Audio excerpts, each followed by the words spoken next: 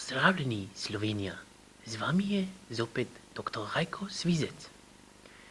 Morda se sprašujete, zakaj tako šepetam. Torej, mislim, da mi prisluškujejo. Veste, prejšnji teden se je ves teden dogajala afera Sova. Dokler se direktor Sove, gospod Ščinkovec, ni odločil, da dejanje oziroma tematiko zapusti za 12 do 15 dni. No, in ker je tematika tako problematična in tako surova do nekaterih novinarjev, kako tudi do političnih strank, smo opazili, da se dogajajo tudi take stvari. Poglejte prispevek.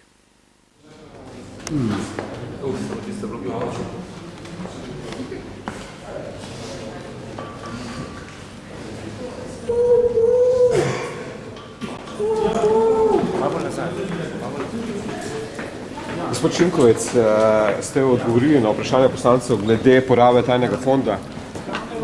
Takšnega vprašanja skoraj ni bilo, ampak mislim, da bo predsednik komisije dal. Kaj pa je z vstopom v stanovanje na... Vprašajte predsednika. Kaj pa ste z gospodom Lavrikom vstopili za ta tajšnji? V takih situacijah ne dajem razjaviti.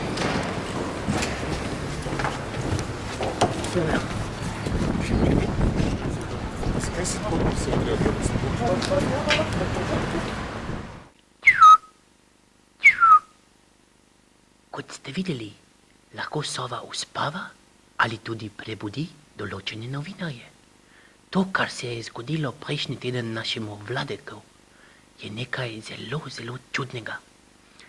Morda se je to zgodilo tudi zaradi tega, ker je obtičal pred vratih tajne Sovine konspirativke v centru mesta, katerih vrata so bila zaklenjena.